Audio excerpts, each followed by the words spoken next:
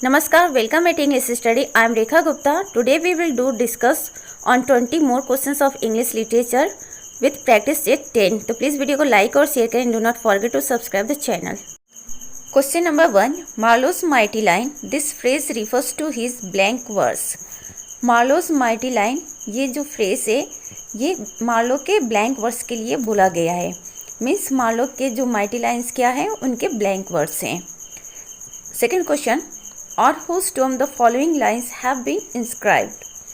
Good friends of Jesus' sake, forbear to dig the dust enclosed here.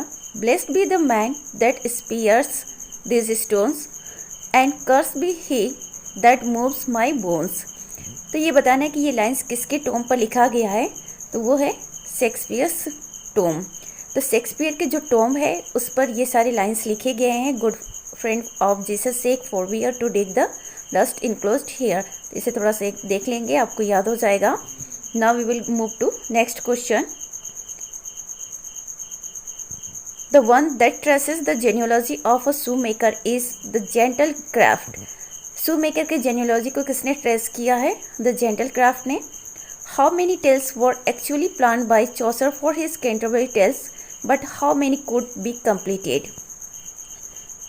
Geoffrey Chaucer ने Canterbury tales लिखा और उन्होंने total जो plan किया था इसके लिए 124 स्टोरी का प्लान किया था, लेकिन जस्ट चॉसर 24 ही स्टोरी कंप्लीट कर पाए.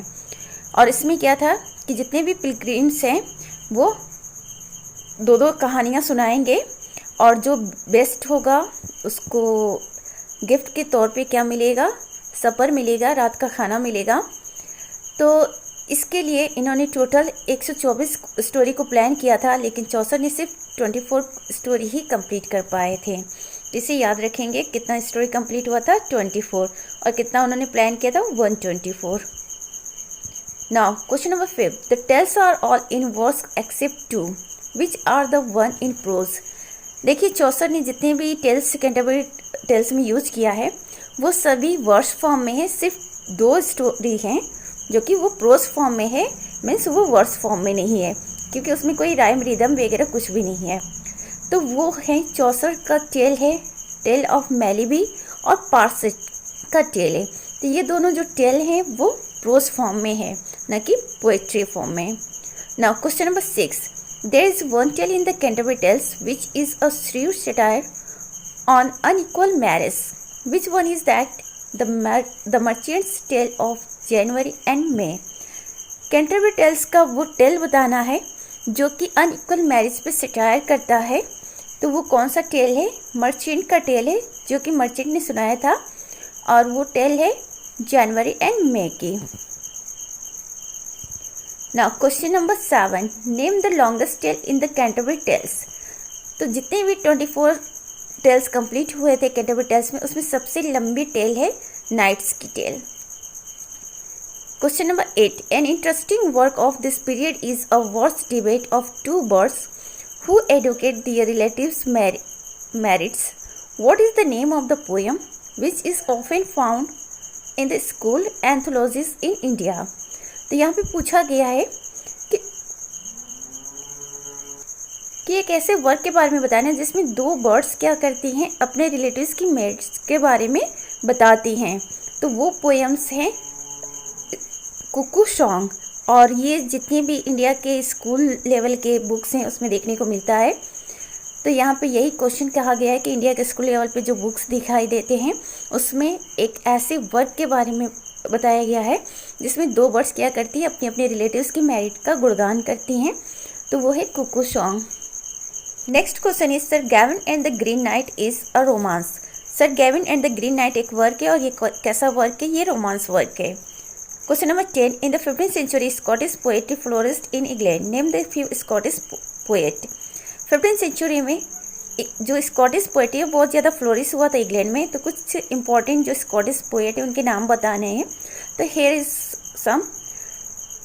John Barbour, William Dunbar, Gavin Douglas. ये तीनों ही क्या हैं? स्कॉटिश पोएट हैं, और ये 15th सेंचुरी के हैं, काफ़ी फेमस है. Now question number 11. About Totus Miscellany, a character in Shakespeare's play says, I had rather than 40 shillings I had my book of songs and sonnets here. Who is the speaker and in which play?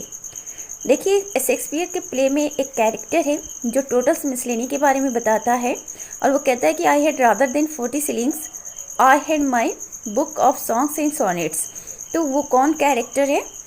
Slender है और किस work में है? The मेरी wives of Windsor. तो Shakespeare का एक work है द मेरी वाइफ्स ऑफ विंडसोर, उसी में स्लेंडर नाम का कैरेक्टर है, वही टोटल्स मिसलेनी के बारे में यह सेंटेंस बोलता है। Question number 12, who is considered the founder of English prose? English prose के फाउंडर कौन है? King Alfred. तो याद रहेगा ना, इंग्लिश प्रोज के founder king Alfred. Who is the author of book of Philip Sparrow? Philip Sparrow जो book of Philip Sparrow है, इसके ऑथर कौन है? John Skelton. Question number 14, name of Sackville's blank verse tragedy? Gorboduc और Ferrex and पोरेक्स। सैकविल्स का एक blank verse की tragedy है और उसका नाम बताना है, तो ये गॉर्बोडॉक है और इसका सेकंड टाइटल है फेरेक्स एंड पोरेक्स। ये इंग्लिश लिटरेचर की फर्स्ट ट्रेजेडी है। Question number 15, name the author of book of martyrs 1563। Book of martyrs 1563 में आता है, इसके ऑथर हैं John Foxe. Question number 16, which ballad is called a little epic? It describes the gallant fight between two lords, Percy of Northumberland and Douglas of Scotland. Chevy Chase. एक ballad का नाम बताना है यहाँ पे, और वो बैलेड जो है लिटिल एपिक के रूप में जाना जाता है। इसमें टू लॉर्ड्स जो हैं वो फाइट करते हैं, पर्सी ऑफ नॉर्थम्बरलैंड और Douglas of Scotland. Chevy Chase. तो चेवी चेस क्या है?